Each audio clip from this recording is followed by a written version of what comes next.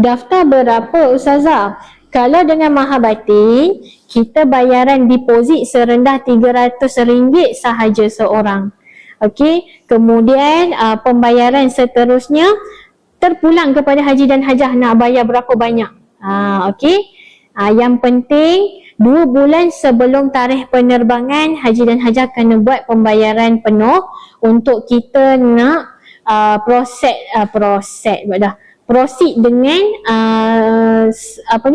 dengan perkara selanjutnya lah, macam kita nak buat bayaran penuh dekat flight, tiket, penginapan. Okey.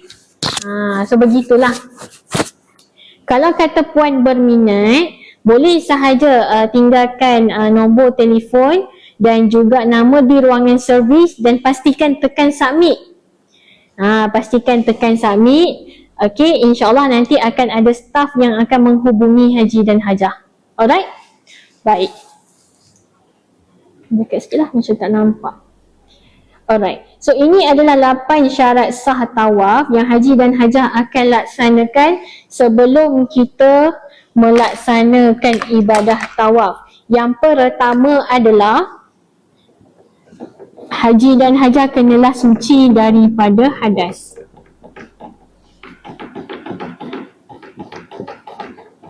Maksudnya apa? Maksudnya haji dan hajah kena berwuduk lah.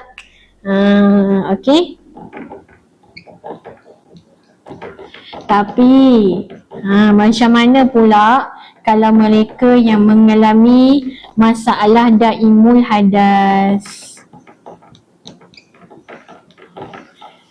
Daimul hadas ini apa dia? Daimul hadas ini adalah orang yang sentiasa berhadas. Dia tak ada 1 minit ataupun 1 saat pun yang dia tidak berada dalam fasa yang bersih. Macam tu. Okey. Antaranya mereka yang ada masalah buasi. Okey, buasi ni kan ada yang jenis berdarah, betul tak? Yang kedua, kencing tak lawas.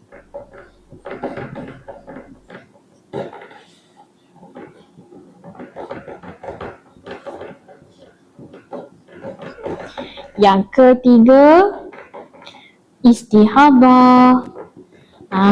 Ini yang macam tadi. Ada yang bertanya, kalau kata isu darah haid ni jenis tak menentu. Okey, macam mana nak buat?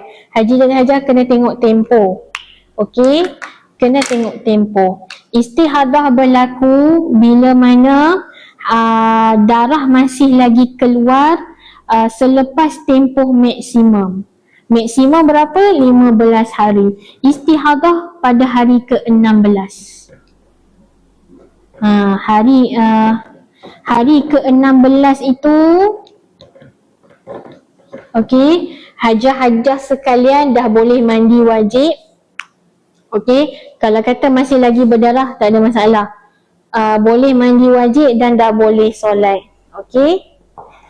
Kena tengok. Kalau kata memang dalam tempoh kitaran haid antara 7 hingga 15 hari, itu dikategorikan haid. Okey. So kalau kata hari ke-16 dia dah kategori istihadah lah. So hajah-hajah sekalian dah boleh menunaikan solat macam biasa. Okey, cumanya nanti kita ceritakan macam mana hukum untuk daimul hadas ini. Yang keempat adalah yang ada masalah keputihan. Yang kelima, mereka yang ada masalah kentut faraj.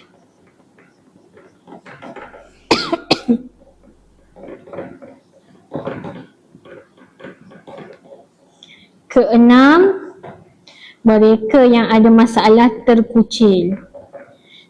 Contohlah kalau jenis bangun daripada sujud tu kan, nak bangun takbir semula, okey, ataupun nak bangun pada rakaat kedua akan terkucil. So ini pun kategori daimul hadas.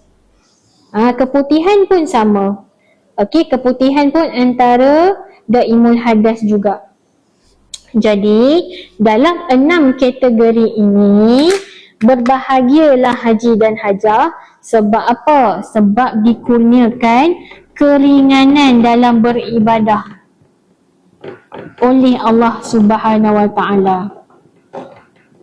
Okey, keringanan yang macam mana? Okey, tak adalah sampai tak semayang, idok lah. Okey, tapi dari segi ambil wuduk ni. Ambil wuduk ini, andai kata kalau haji dan hajah susah nak dapat akses air. Okey, susah untuk nak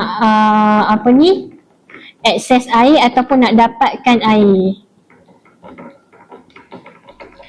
Haji dan hajah boleh bertaklid dengan mazhab Maliki. Okey, mazhab Maliki, kaedah untuk daimul hadas berwuduk adalah satu wuduk bersamaan dengan banyak fardu. Okey, maksud dia macam mana? Maksudnya, andai kata kalau haji dan hajah, okey, ada wuduk pada solat zuhur. Ni saya tulis kat sini lah, wuduk zuhur. Kemudian nak jadikan cerita tak ada air. Kan, tadah pun tak sempat, tak sempat. Okey, tak ada air. Selagi mana wuduk haji dan hajah tak terbatal disebabkan kentut, disebabkan buang air besar, buang air kecil dan juga ada persentuhan antara lelaki dan wanita lah. Okey, maka haji dan hajah boleh membawa wuduk di zuhur ini pada solat asar. Selagi tak batal. Kalau kata batal, ambil wuduk barulah. Baik. Tapi andai kata kalau haji dan hajah mudah nak dapat akses air. Contoh macam mana? Kita dalam hotel, ada air. Okey, air tak pernah putus. Jadi haji dan hajah lebih baik lah. Lebih baik saya tulis kat sini lah. Okey, kalau kata mudah nak akses air, okey, kita akan menggunakan mazhab Syafi'i lah. Mazhab yang diamalkan di negara ini. Okey, mazhab Syafi'i pula macam mana? Tapi ni nampak tak? Okey, dekat sini. Saya zoomkan. Okey. Mazhab Syafi'i, satu wuduk bersamaan dengan satu fardu.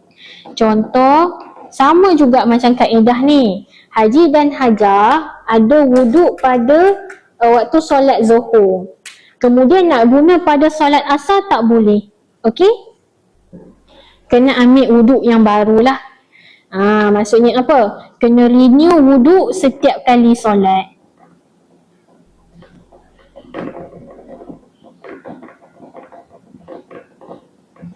Alright. Baik. So ini adalah dari segi hukum dahulu tau. Kita nak fahamkan haji dan hajah. Konsep dia mudah.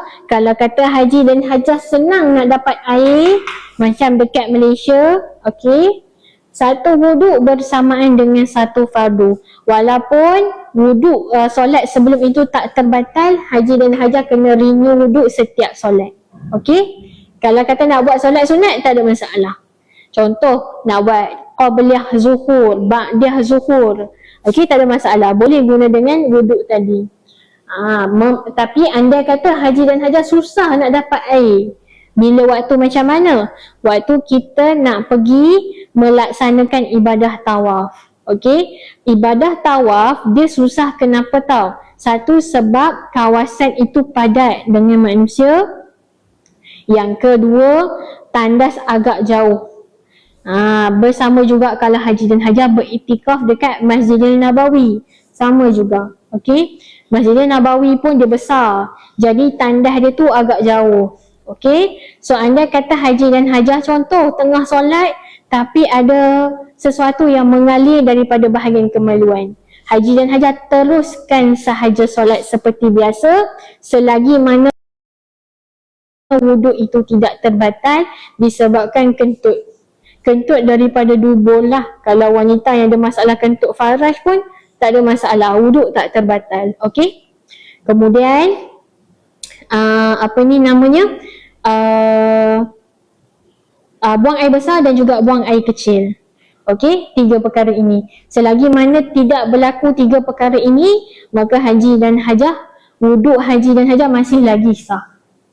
Okey, jelas tak?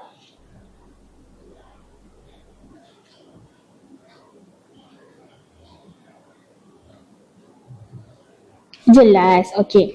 Baik. So begitulah nanti keadaan haji dan hajah bila nak buat ibadah tawaf. Kalau kata haji dan hajah senang nak dapat wuduk, senang nak renew wuduk setiap solat, pergi renew wuduk tu. Kalau kata susah, kita bertaklid dengan mazhab Maliki. Okey? Baik.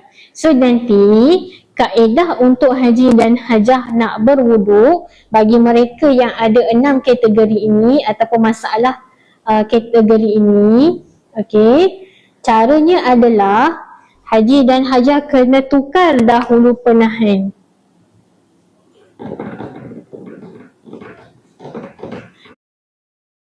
Penahan tu apa? Kalau kata pakai pad, panty liner ke ataupun pampers, tukar dahulu. Kemudian dah gantikan dengan yang baru, barulah ambil wuduk macam biasa. Okey? Baik. So contohlah dah selesai ambil wuduk.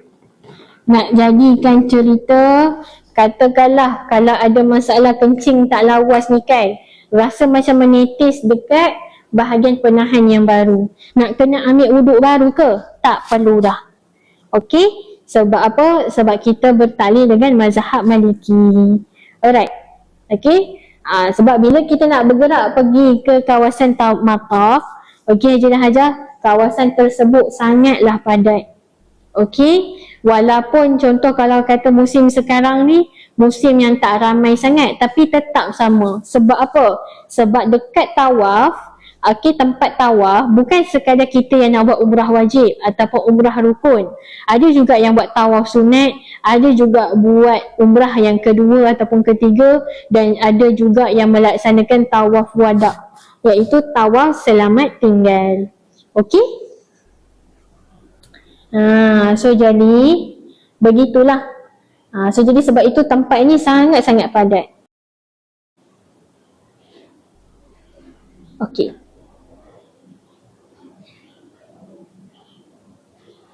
Ini baru syarat yang pertama. Kalau diapers tak kotor, tak kena kencing, masih boleh teruskan, boleh, tak ada masalah. Kalau kata suci, contohlah penahan haji dan hajah tu memang tak ada apa-apa, kering. Okey, nak tak tukar pun tak ada masalah, silakan. Pakailah apa yang ada. Okey? Tapi kalau kata macam contohlah rasa was-was, lebih baik tukar. Kalau yakin, tak payah tukar.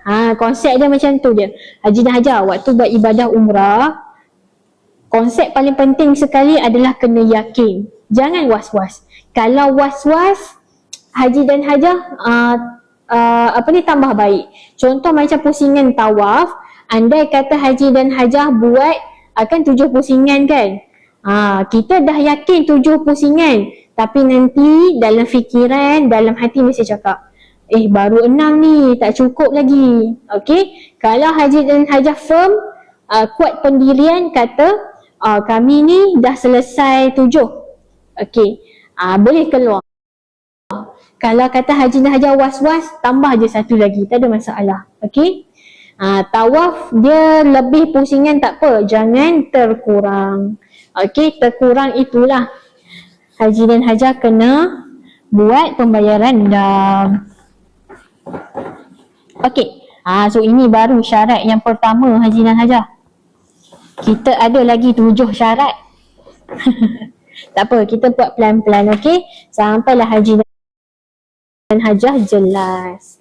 Yang kedua adalah perlulah memakai pakaian yang menutup aurat.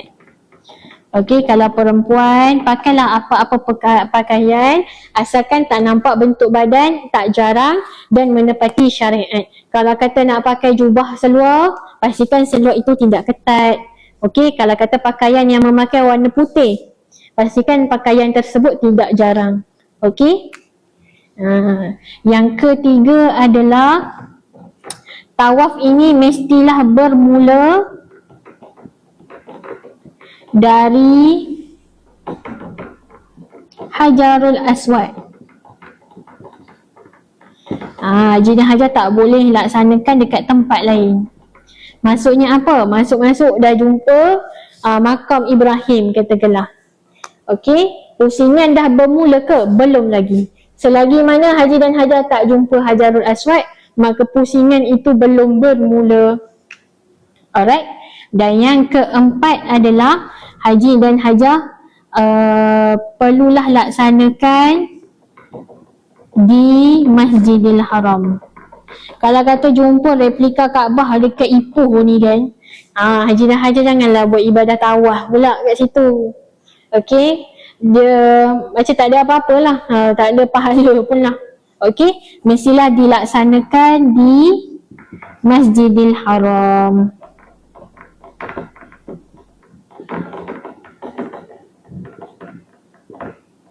Yang kelima adalah waktu melaksanakan ibadah, haji dan hajah kena pastikan Kaabah berada di sebelah kiri.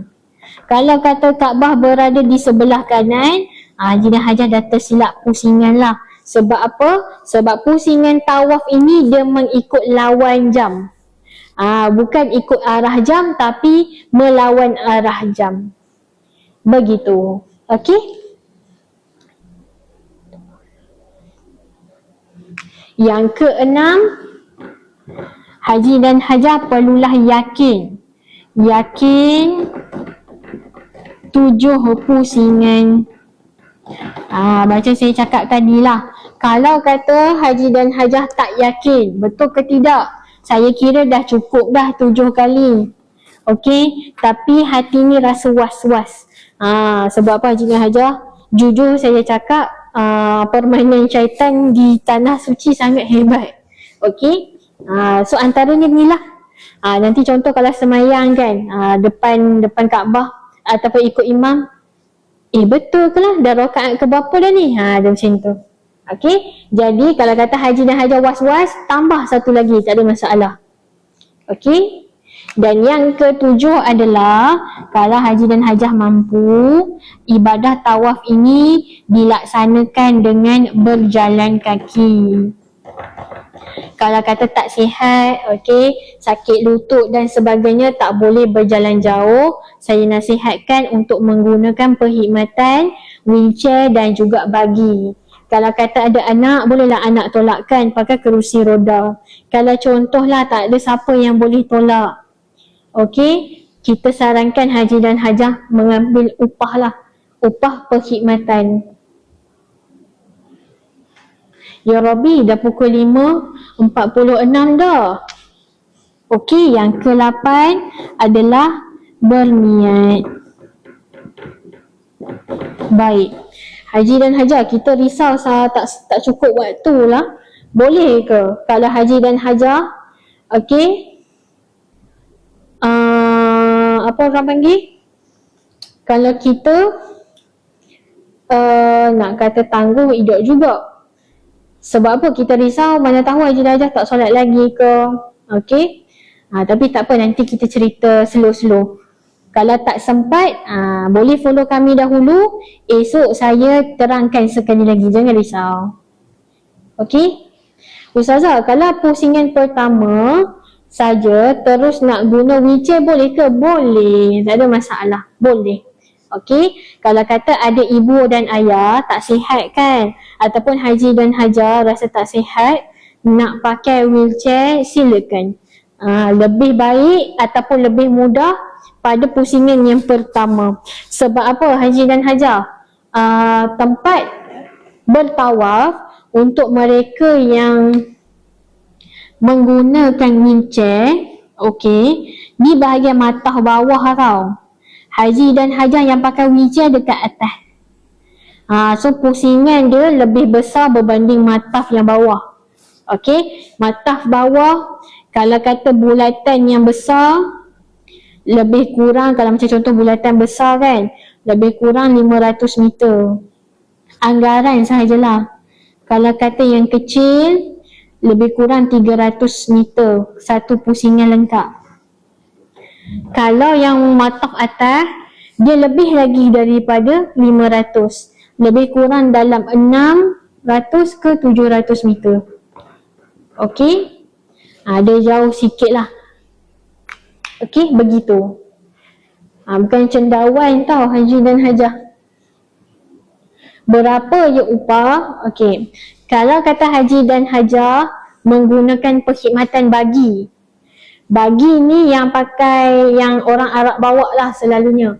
Bagi ni lebih kurang dalam 200 rial.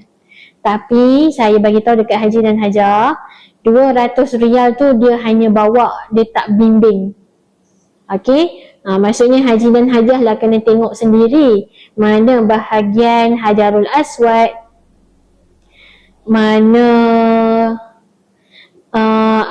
macam mana nak apa orang panggil Allahumma salli ala Muhammad, dekat mana Hajarul Aswad, kemudian dekat mana Rukun Yamani.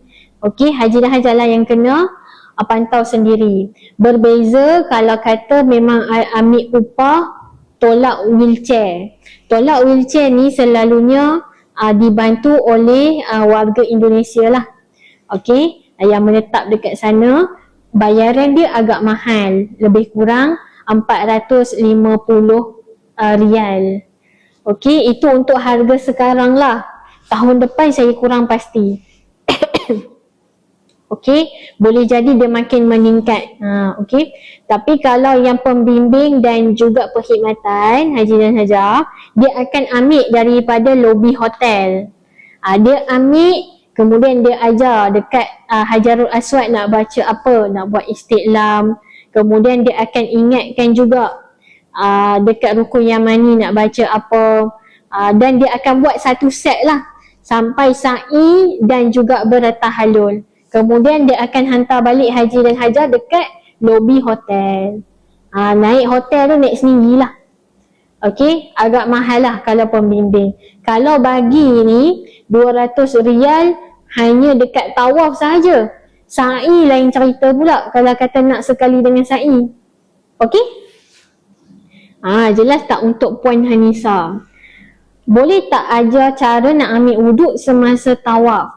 Puan Fauzana, waktu kita nak ambil wuduk semasa tawaf, wuduk terbatal ke ataupun macam mana? Sebab sebelum kita bergerak pergi laksanakan ibadah tawaf, Haji dan Hajah dah kena ambil wuduk siap-siap dekat hotel. Okey? Kena ambil wuduk siap-siap dekat hotel. Kalau yang pembimbing ni dalam 400 rial ya betul. Tapi ini untuk harga sekarang lah.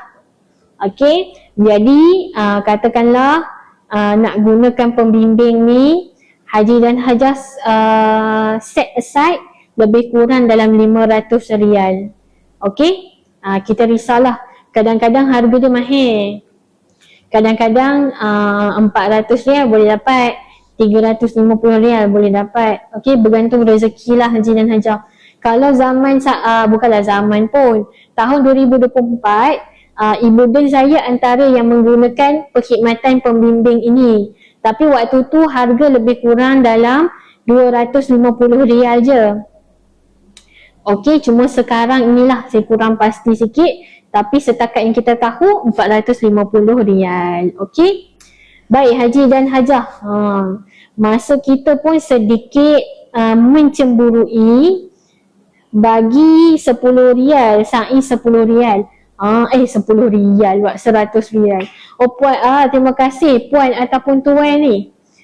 Tuan Naja berkongsi dengan kita. Okey, kalau setakat yang saya tahu, kalau bagi RM200. Tapi wallahu a'lam.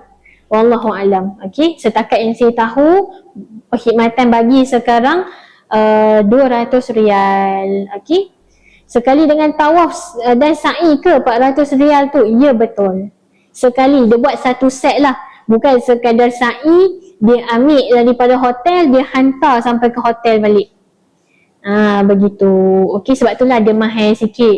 Sebab apa, haji dan hajah kalau nak gunakan orang panggil, nak gunakan perkhidmatan pembimbing ni, dan kalau guna wheelchair dan juga bagi, dia dekat bahagian atas. Atas ni dia besar lagi berbanding mataf di bawah. Di bawah, kalau kata haji dan hajah dapat pusingan yang kecil yang boleh nampak Hajarul Aswad ni, satu pusingan anggaran 300 meter. Kalau putaran yang besar, lebih kurang 500 meter satu pusingan lengkap. Berbeza dengan mataf atas. Mataf atas ni, satu pusingan lengkap antara 600 hingga 700 meter untuk satu pusingan. 700 meter, haji dan hajah darat lah dengan 7 kali. Sebab tu bayaran dia mahal sikit lah. Itu baru kisah tawaf. Sa'i lagi. Sa'i pun dia banyak guna kederat lah haji dan hajah. Okey. Baik haji dan hajah. Kita risaulah tak sempat nak melaksanakan. Bukanlah tak sempat. Tak sempat saya nak ceritakan. Memandangkan masa mencemburui, tapi kita tengok mana yang sempat Kalau yang tak sempat saya sentuh tu, kita akan sambung esok. Okey. Jadi boleh follow akaun TikTok kami. Nanti pagi insya-Allah saya bersiaran pada jam antara 10.30 pagi. Live antara 10.30 pagi hingga 11 lah. Antara waktu inilah saya bersiaran. Okey. Baik. Jadi tawaf ini, so kita masuk sikit lah untuk haji dan hajah nak nampak gambaran.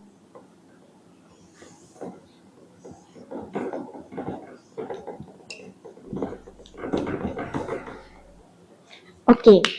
Jadi pusingan tawaf akan bermula di sini, iaitu di Hajarul Aswad.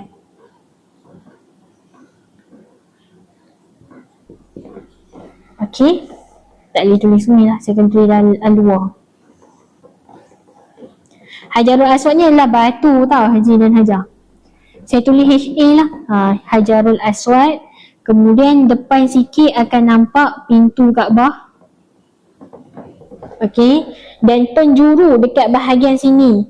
Okey. Belah kanan ni, bukanlah penjuru yang sebaris dengan Hajarul Aswad adalah rukun Iraqi. Kemudian bila haji dan hajah jalan ke depan sikit, akan nampak bulatan, separa bulatan berwarna putih, itulah Hijr Ismail. Dan di sebelahnya ataupun bucu penjuru sebelahnya adalah rukun Syami. Dan yang terakhir adalah rukun Yamani.